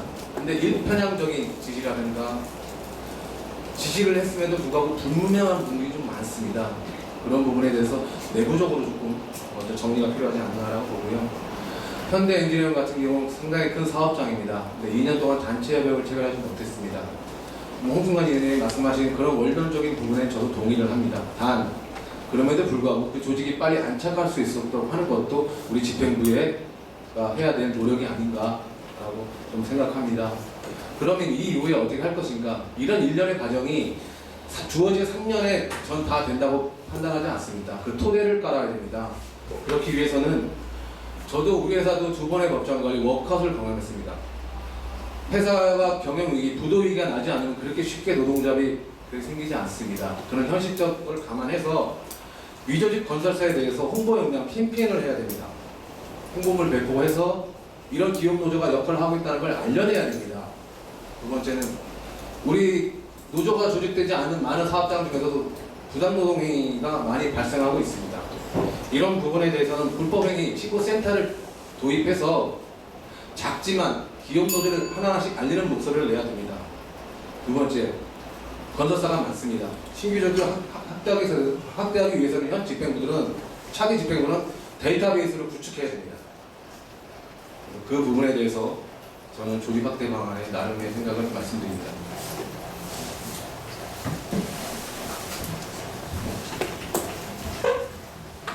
일부 찬스가 있는데 다들 안 쓰네요. 막 급하게 막 마무리 짓는 것 같은데 하여튼 일부 찬스가 있다는 거 다시 한번 말씀드리고요. 그 조직 확대 부분에 대해서 추가로 좀 더 이따가 다음 주제에서 좀 말씀 좀 드릴 거고요. 우선 조직 관련돼서 조금 전에도 얘기했지만 다양한 조직에서 다양한 문제점들이 발생을 좀 하고 있습니다. 그런데 지금처럼 우리가 이 조직에 관해서 이렇게 접근을 하게 되면 사실 시간과 여러 가지 문제, 시간과 효율과 이런 그 인력 동원과 엄청난 그 노력들이 좀 필요할 것 같습니다. 그래서 지금처럼 해서는 저는 상당히 좀 비효율적이다. 그래서 다양한 사실 경남도 사실 일이 터진 다음에 사실 알았던 내용이고 복지노조가 갑자기 부각된 거, 그리고 사실 저기 있지만 대우조선해양도 사실 과거에 상당히 문제가 불거진 다음에 알게 된 상황들, 그리고 지금 사만 같은 경우도 좀 상당히 좀 위기, 이런 상황들을 그때그때 어떠한 방향이 없이 접근을 하다 보니까 사실 지금처럼 해결을 하려고 하지만 잘 해결되지 않는 이런 기업노조의 이제 이 위상과도 이제 관련된 거고, 그러다 보니까 사실 이 두 후보들한테 무리한 질문일 수는 있지만 이런 고민은 분명히 하셨을 거다. 그래서 그 고민점에 대해서 좀 말씀을 좀 해주시고, 만약에 이런 부분들을 그러면 다 어떻게 그러면 접근을 할 건지, 이런 각 단위 조직에서 밝혀지지 않는 것들, 한양에서도 여러분들이 모르는 것들이 분명히 있을 수 있고 어디든지 있을 겁니다. 근데 그런 것들이 나중에 문제가 된 다음에 터지니까 이게 해결이 안 되고 나중에 해결을 하려다 보니까 이게 시간 끌리고 어렵고 법적인 문제가 생기고 하다 보니까 좀 해결이 안 되는, 이게 계속 좀 공전되는 이런 지금 구조적인 문제가 있습니다. 그래서 이런 고민들을 과거에 좀 하셨을 것 같은데 사실 이런 부분들에 대해서 의견이, 고민을 자기가 해왔다면 그 고민거리와 해결 방안이 있다고 한다면 좀 말씀을 좀 해주시길 좀 부탁을 좀 드리겠습니다. 이번엔 누구죠? 헷갈리네. 이번엔 네. 5분으로 하겠습니다. 5분. 예, 아까 조직 확대 방안하고 연동이 되는 것 같습니다. 네. 이제 제가 2기 조직국장을 수행할 때 그 당시에는 굉장히 많은 기업들이 워크아웃하고 법정 관리를 했습니다. 나름 지금까지 회자되는 게 그때 정말 많은 정보를 공유했고, 두 번째, 원만한 M&A, 고용보장이 담보되는 M&A를 할 수 있는 하나의 기업 노조가 나름의 가이드라인을 제시하지 않았나라고 생각을 합니다. 그런 온전한 M&A를 했던 기업들이 아마 이 자리에 같이 위원장님하고 저하고 같이 있었던 것 같습니다. 두 번째, 우리의 조직에 좀 아픈 얘기를 하겠습니다. 실패 사례도 좀 알려야 될 것 같아요. 그래야 더 이상의 이런 실패 사례가 나오지 않습니다. 아시겠지만 엔지니어링의 건일이라는 회사가 있습니다. 초창기 노동조합을 만들고 200도를 형성했습니다. 과반수 노조가 된 거죠. 근데 우리는 그 신규 조직에 대해서 적극적 대응, 지도부의 적극적 대응이 미흡했습니다. 그 부분에 대한 저의 책임도 통감합니다.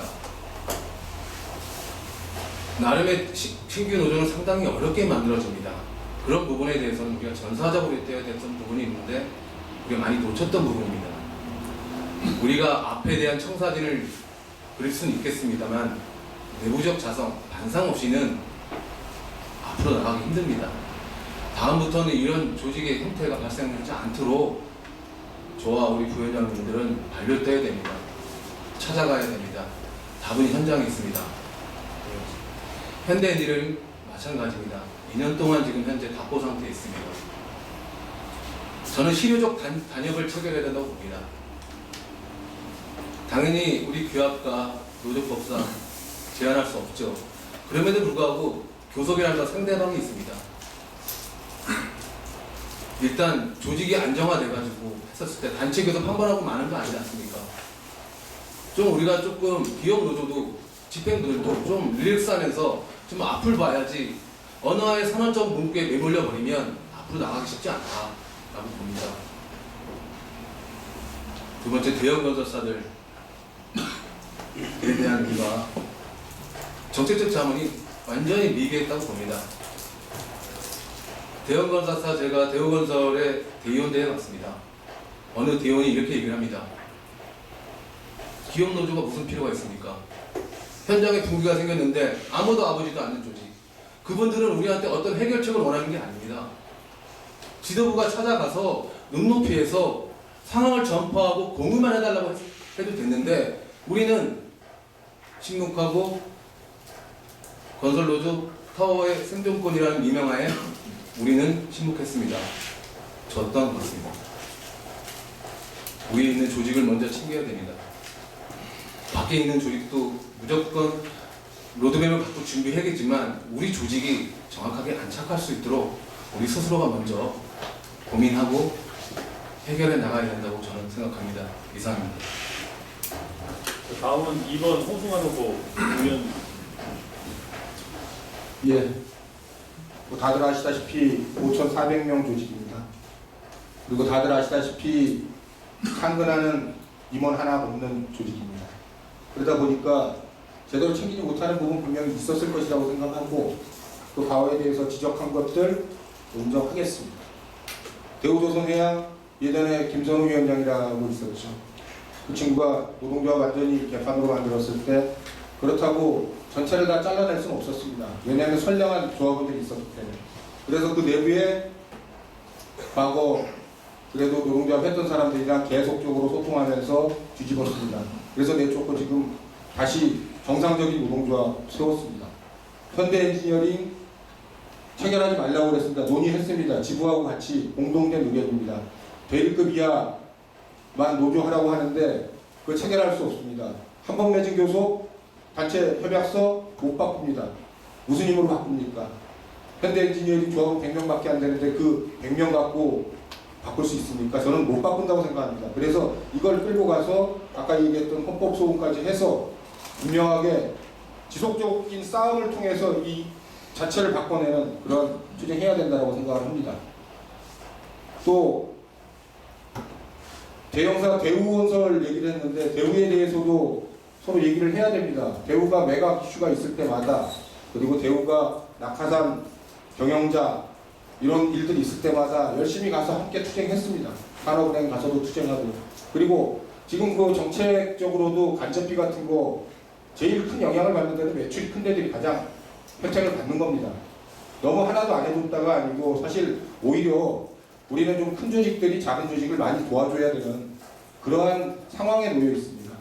그래서 미안한 부분도 있지만 너무 거기에만 방점을 둘 수는 없었기 때문에 그렇다라고 분명하게 좀 말씀을 드리겠습니다. 사실 권일도 마찬가지입니다. 권일 처음에 200명 정도 됐는데 왜 그 정도로 깨졌냐면 위원장 제대로 세워놨는 줄 알았더니 위원장이 사측하고 딜을 하려고 했습니다. 완전히 노동조합 오용으로 만들 뻔했습니다. 그래서 거기 다시 가서 분명하게 대의원들 다 있는 데서 얘기하고 제 얘기가 마음에 안 드는 사측이 무섭고 사측이 주는 것을 받아먹겠다고 한 친구들은 나갔습니다. 하지만 아직 깃발 꽂고 열심히 하고 있습니다. 저는 노동조합이라는 것이 그런 것 같습니다. 정말 할 사람들이 있어야지 그렇게 사측하고 딜을 하고 노동조합을 이용해서 나쁘게 만들 사람들이 있다 그러면 그것은 노동조합 자체가 제대로 설 수 없을 것이라고 저는 생각합니다.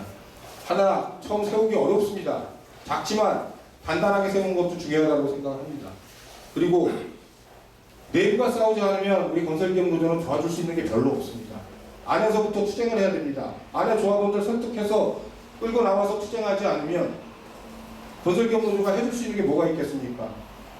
정치적인 인맥 동원해서 대신 압력 넣어주고 그리고 외부 여론화 통해서 해주고 사만 압수수색 들어가고 노동부가 했던 거 우리 사업장 중에 한 군데도 없었습니다. 그래도 안양지청장이 명함에 을지로위원회 정책위원장 이렇게 써있으니까 무서우니까 해줬습니다. 원래 안 나갑니다. 걔는. 절대 안 합니다. 다 사용자 편입니다. 우린 착각하면 안 됩니다. 그래서 내부적인 힘이 있어야 되고 내부의 힘을 통해서 바꿔나가야 된다고 저는 생각을 합니다. 이상입니다. 자, 그 두 분의 의견을 들어봤죠. 사실 해결점이 사실 잘 보이지 않는 질문이었습니다. 그래서 답변 자체도 사실 굉장히 답답한 본인들도 이 해결 여러분들한테 명쾌하게 제시하지 못하는 이것은 사실 제가 질문을 이 두 후보한테 드리는 것이 아니라 여러분들한테 드리는 겁니다. 사실 내부의 사정들을 공개하고 오픈해줘야 사실 집행부가 뭐 혹이 아니지 않습니까? 모든 걸 다 해결할 수 없는 거거든요. 근데 사실 모든 것이 다 후보자들한테 이제 질문이 가서 제가 반어식으로 이 질문은 여러분들한테 드리는 겁니다. 이 토론을 통해서 여러분들이 오픈하고 투명하게 보여줘야만 같이 공유하고 같이 해결할 수 있다는 것이 오히려 반대적으로 이분들이 전혀 이 질문 내용을 전혀 모르니까 사실 답변이 아마 여러분들한테 명쾌하게 들어오지 않았었을 거예요. 본인들도 답변하기 굉장히 힘들었던 내용들이 그래서 제 질문 요지는 하여튼 여러분들이 같이 앞으로 차기 집행부는 함께 이끌어가야 된다 이런 생각으로 제가 이 질문을 좀 드린 거고요. 그렇게 좀 받아들였으면 좀 좋겠다는 말씀 드리고 우선 그 정책질의 마지막 질문입니다. 이게 사실 상당히 좀 민감하고 이 두 분이 위원장과 이 전 역대에서 위원장은 사무처장으로서 해결하지 못한 내용들이에요. 그렇지만 차기에 이제 위원장으로 다시 당선이 되거나 사무처장이 위원장이 된다면 이 문제는 반드시 해결하지 않으면 상당히 좀 어려움이 있지 않겠나 이런 고민 속에서 저도 이 정책 토론회에서 주제를 하려고 하지 않았지만 그래도 해야 된다. 분명히 이 두 분의 생각들을 여러분들한테 밝히고 이것을 해결하려는 의지를 반드시 보여줘야 된다라는 겁니다. 조합 재정과 내용입니다. 사실 지금 우리 조직에 몇 개 조직이 실수라고 하지 않고 있습니다. 근데 지금 우리 이 조직을 보면 총 의무금이 우리 그 조합비가 연 한 4억 정도입니다. 4억 중에서 1억 5천이 의무금으로 나가요. 그러면 2억 5천 남지 않습니까? 인건비하고 운영비, 인건비가 총 1억 7천 정도가 나가요. 공리후생비 빼고 순수 인건비만. 그러면 운영비 포함해서 하면 2억 2천 정도가 나갑니다. 그럼 남는 게 한 5천여만 원 남는데 이게 사업비예요.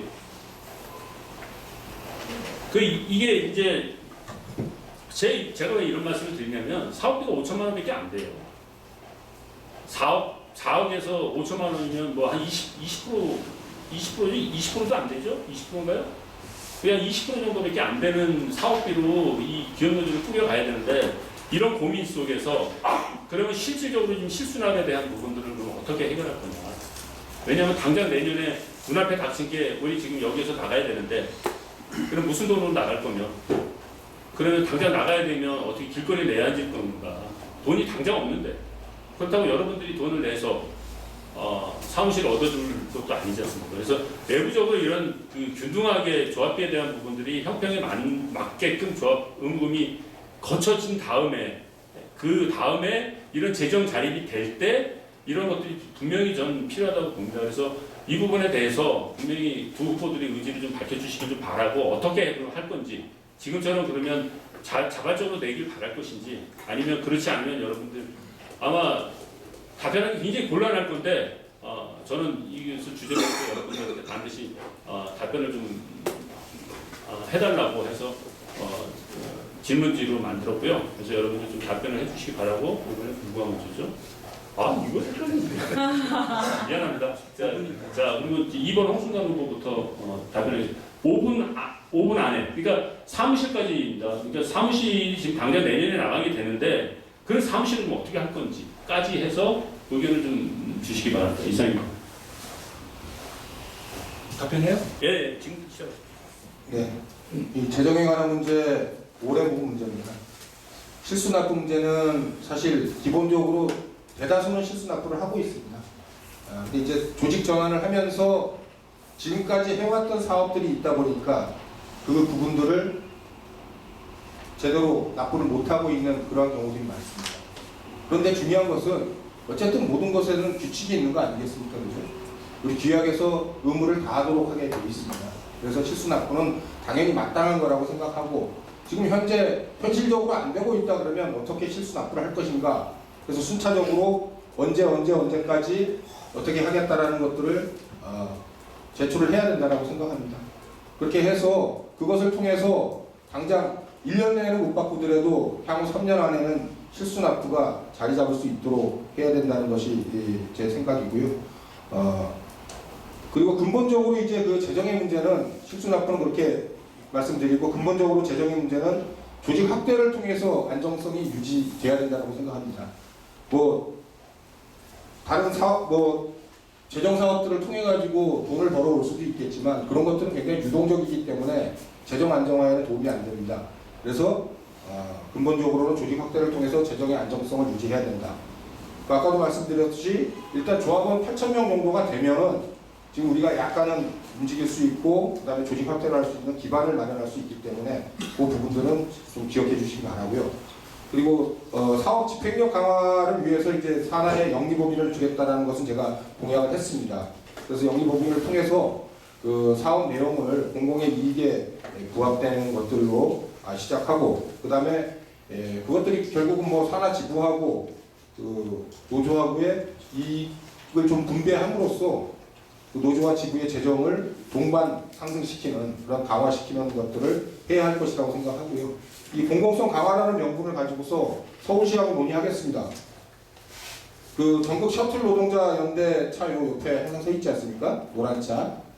그 사람들도 그 노동조합인데 그 노동자 쉼터 해가지고 서울시에 또 하나 뺏어냈습니다. 최근 이 옆에 뺏어냈는데 우리도 이런 공공성 강화라는 명목을 가지고서 이름도 서울시 안전 무슨 협의라든가 이런 식으로 해서 그 법인 사무실 지원받아서 들어가는 방안도 고민해 보겠습니다.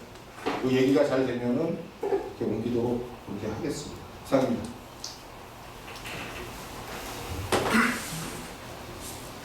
제가 그 현직 사무처장이었고요. 아마 지금 방금 홍준환 의원이 주셨던 부분에 대해서 계속 사무처하고도 논의를 했습니다. 그러니까 이 재정적인 부분에 대해서 크게 다름은 없습니다. 하나 좀 디테일하게 좀 말씀을 드리도록 하겠습니다. 일단 내년부터도 민주노총에서 조합비가 150명이 또 인상이 됩니다. 분명히 현실입니다. 비근한 예로 아시겠지만 투쟁기금 관련해서 제가 사무처장 시절에 2년간, 3년간 로드맵을 작성해서 투쟁기금은 아까 오셨던 강남경 위원장님도 제출한다고 했습니다. 정말 죄송합니다. 이게 단기적으로 해결할 수 없습니다. 지부도 나름의 그 재원을 가지고 움직였던 부분이 있습니다. 그래서 이 부분은 정말 여기 앞에 서 있는 두 후보만의 문제는 아니고요. 여기 있는 중앙위원님들이 같은 고민을 좀 해야 된다고 봅니다. 일단 연간 우리가 4억 정도가 전체 현재 5,300명, 400명 수준을 거칩니다. 근데 일단 기본적으로 민주노총 총 연명에 1,750원, 600원이 연맹으로 가는 구조입니다. 그러면 조합비의 3분의 1 이상은 해보지도 못하고 연맹으로 다 가는 비용이고요. 또 상근장 인건비 총액이 1억 8천 정도 됩니다. 여기는 인건비, 4대 보험, 퇴직금 정산, 연차 수당 등이 있습니다. 그러면 실제적으로 보면 이 둘을 빼고 나면 기본적인 사업비가 기업노조가 계속 줄어가는 형태입니다. 이 부분에 대해서 본질적인 좀 개선이 좀 필요하다고 보여지고 있고요. 사업을 안 한다는 것은 노조가 죽는다는 얘기라고 저는 귀결된다고 봅니다. 그래서 이 재정적인 부분에 대해서는 이런 심각한 인식에 대한 공유를 먼저 좀 우리가 선행되어야 되지 않느냐라고 보고요. 근시안적으로 다가올 우리 사무실 이전도 실제적으로 우리 상직 때 일부 논의가 좀 있었습니다. 뭐 연맹을 들어가니 여기에 계속 있느니. 그럼 만약에 연맹을 간다 하더라도 개별적 기업들이 채권을 발행을 해야 됩니다. 보증금 같은 경우도 1억 이상의 보증금이 들어가겠죠. 근데 거기서는 나름의 결의는 아니지만 얘기했지만 쉽지 않은 것. 이게 현실로 들어가게 되면 그것도 쉽지 않습니다. 지금 어느 건설 회사의 노동조합이 그렇게 지원을 많이 확보해가지고 기업노조 채권을 확보하겠습니까? 저는 가장 현실적인 방안은 여기에서 어떻게 됐든 저떻게 됐든 서울본부하고 서울시든 서울본부 장을 만나든 여기서 정리를 좀 해야 된다고 봅니다. 제가 만약에 위원장이 된다면 제 1상으로 그 부분을 먼저 좀 정리를 좀 하도록 하겠습니다. 두 번째, 우리 또 전력화 사업을 해야 됩니다. 두 번째, 그리고 우리 지구 전임자 여러분들이 재정 사업을 좀 많이 말씀을 하셨습니다. 근데 그 재정 사업을 하게 되면 또 다른 인원이 필요하게 될 것이고 선택과 집중하기에는 약간 힘듭니다. 노동조합 본연의 업무를 하는 게 좋겠다라고 판단을 하고요. 이 부분에 대해서는 여기 계신 분들하고 제가 왜 좀 디테일하게 재원까지 말씀드렸냐면 같이 고민해서 같이 좀 해결하는 방안을 논의했으면 좋겠습니다. 이상입니다. 이거 있는 거 종종 말한 것 중에 뭔가 있어. 그러세요. 네. 아니, 뭐 다른 건 아니고 연맹에 들어가는데 보증금 필요한 거는 없습니다. 연맹의 보증금은 건설노조가 내기로 했었고 그 다음에 월세를 내야 되는 그건데요. 그거는 정정 발언을 해드려야 될 것 같아서 잘못 알려주셨어요. 다른 데 이전을 안 갔는데. 이상으로서 우리 그 선거관리위원회에서 이제 준비한 정책 질문은 다 마쳤고요. 이제부터는 상호 질문을 하도록 하겠습니다. 그래서 그동안 두 후보도 상대방의 후보가 얘기하는 것을 메모를 하고 뭐 하는 것 같은데, 하여튼 우선 상대 후보가 질의를 하고 답변하는 걸로 해서 진행을 하겠고요. 우선 질문은 한 1분 정도, 그리고 답변은 한 3분 정도로 해서 첫 번째, 어차피 뭐 번갈아가 하는 거니까 그 첫 번째 1번 후보가 또 할 차례죠. 할 차례일 겁니다. 특별한 거 없으면 안 해도 됩니다. 특별한 거 없으면 안 해도 돼요. 의무적으로는 아니에요. 그러면 1번 후보는 그러면 질문, 상대 후보한테 질문할 거 없는 거죠? 자, 그러면 그 홍수관 후보는 그 질문 1분 안에 질문을 하고 답변은 3분에 걸쳐서 답변할 수 있도록 하겠습니다. 자, 그럼 질문이 있으면 질문하도록 하시죠.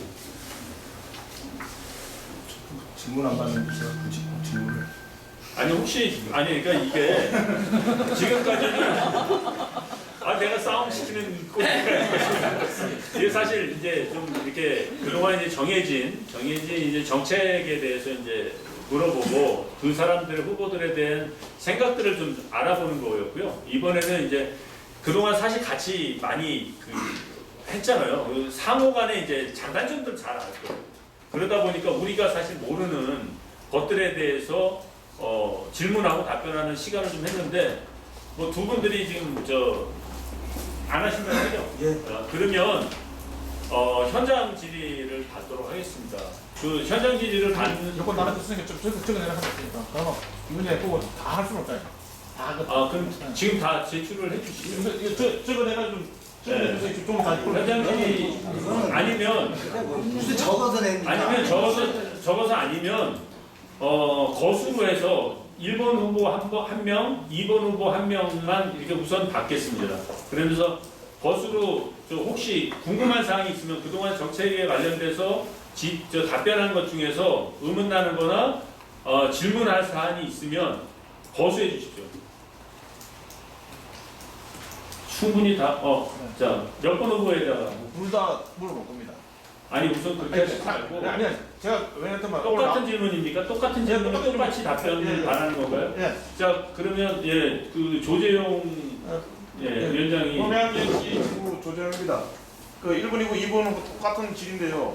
지금 나온 거는 엔지니어링하고 시공사업이라겠어요. 그러면 저 같은 전문업체는 왜 같은 가맹 조직인데 왜 선거하면서 한 마디도 안 나오죠? 전문업체는 앞으로가 전문업체가 실제 우리나라에 한 500여 되는데 이 조직이 어떻게 할 것인지 저는 궁금해서 짧게 뭐 해주세요. 두 분 다. 전문업체하고 여기 자재 납품업체까지 같이 그게 저는 궁금해서 이제 아, 예. 제가 할까요? 예, 먼저 예, 전문업체에 대한 정책이 미흡하고 없는 것은 사실입니다. 왜냐하면 지금 전문업체가 한 군데밖에 없어서 기존에 제가 말씀드렸던 것은 어쨌든 협력업체들 조직화 사업을 하려고 그러면은 그 협력업체 출신이 하시는 게 맞겠다. 그래서 앞으로 그 조직화 사업에 있어서는 중앙위원회에서 위임을 받아서 하시게 될 거다라고 말씀드리고요.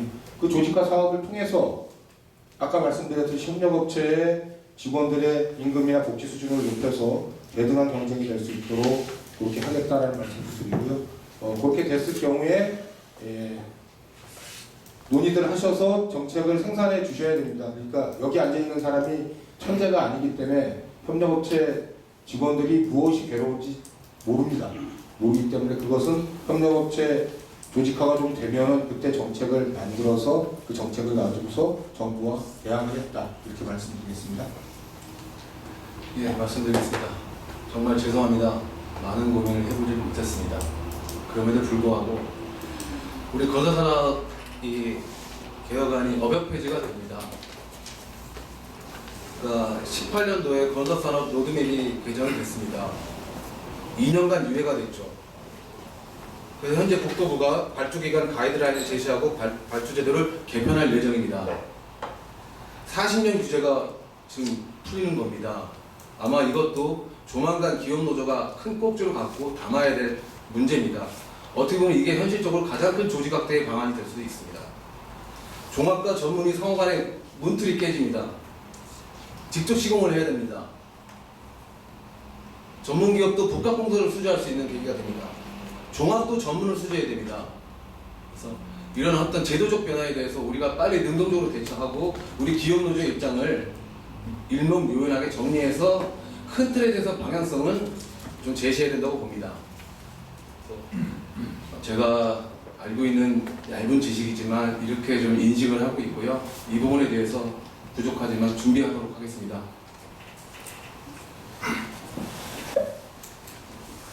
자, 그 현장들이 혹시 또 다른 질의사항이 있으시면 우선 거수하시죠. 그동안 정책 토론에서 나온 얘기든 아니면 개인적으로 궁금한 사항이 있다면 질의를 받겠습니다. 네, 박인종 후보. 후보죠. 네. 동아건설 위원장 박인종입니다. 저 홍순관 후보님께 여쭤보겠습니다.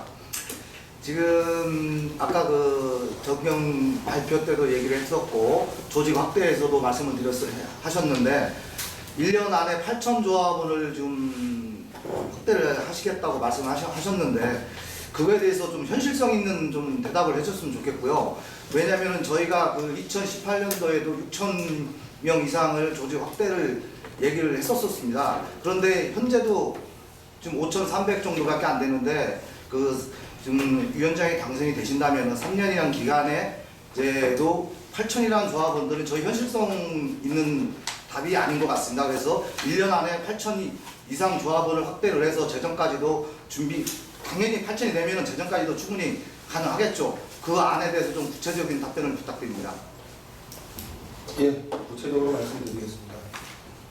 3분 안에 이 말씀을 다 안 드리려고 그랬는데 또 물어봐 주셔서 드릴 수 있게 된 것 같고요. 당초에 제가 처음에 냈던 그 정책 자료 중에서 좀 보셨을 겁니다. 지금 시승 앞으로 안 하는 곳이 지금 한 1,000명 이상 되죠. 시승 앞으로 하지 않고 있는 곳이 1,000명 이상 되고요.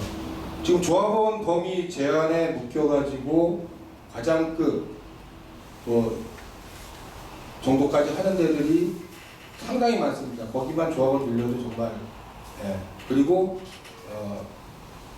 타사와의 M&A로 인해 가지고 묶여가지고 그들이 또 혹시나 뭐라 그럴까요? 사측의 편을 들고서 들어와서 노동조합을 잡아먹을까봐 방어적으로 지금 하고 있는 데들이 있는데 그런 부분들도 논의해서 전술과 전략을 짜서 조금씩 밀려나가면은 그것도 한 1,000명 정도 만들 수 있습니다.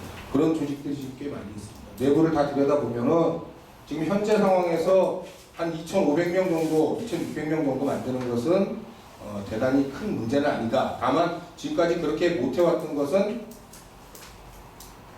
설득의 기간 중에 있었다라고 보시면 됩니다. 그런데 이미 작년에도 우리 사무처장도 굉장히 고생하시면서 했지만 실수 납부 안 하고 있는 데를 어떻게 하실 거냐, 그 다음에 좀 계획도 내라 이러시면서 계속 했잖아요. 올해도 똑같이 그거 푸시해 나갈 거고 그렇게 해 나가면서 빨리 늘려 나가고 그리고 조직화 또 들어가고 지금 또 모 회사 대기업 하나가 지금 조직화 대상에 있습니다. 거기도 상당히 큰 회사고요. 그러한 것들 다 합치면은 2,500명 만드는 것은 가능할 것 같다라고 연말까지 만들어 보는 것은 가능할 것 같다라고 생각하는 겁니다. 감사합니다. 자, 그러면 혹시 이제 1번 후보한테 혹시 궁금하신 거 마지막으로 한 사람만 더 받도록 하겠습니다. 없으면 마치는 걸로. 혹시 없습니까? 1번 후보한테 질문 사항이 있다면 없습니까? 네, 그럼 없는 것으로 정리를 하겠습니다. 오랜 시간 동안 정책 토론회를 봐주시고 그리고 또 이 정책 토론을 위해서 오랜 공부를 많이 하셨을 것 같습니다. 그동안 알았던 것도 다시 한번 보면서 많은 정책이나 이 조직이나 많은 고민들을 했던 이 두 분께 힘찬 격려의 박수를 좀 부탁드리도록 하겠습니다. 이것으로서 오늘 정책 토론회를 마치는 것으로 하고요. 한 10분, 15분? 10분이나 15분 쉬고 이제 부위원장 후보부터 마지막 여러분들한테 선택을 받기 위한 이제 유세를 하는 것으로 이 정책 토론회를 마치는 것으로 하겠습니다. 그래서 15분, 여기 지금 54분이거든요. 4시 10분까지 다시 이 자리로 오시길 부탁드리겠습니다.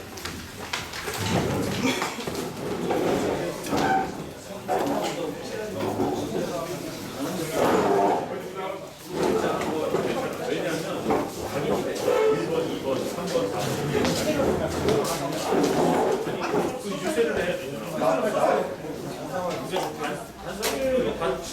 여기 식은 내리고 어차피 여기서 이렇게 가운데 여기서 지금 나갔는데 앞에는 이거 내리자.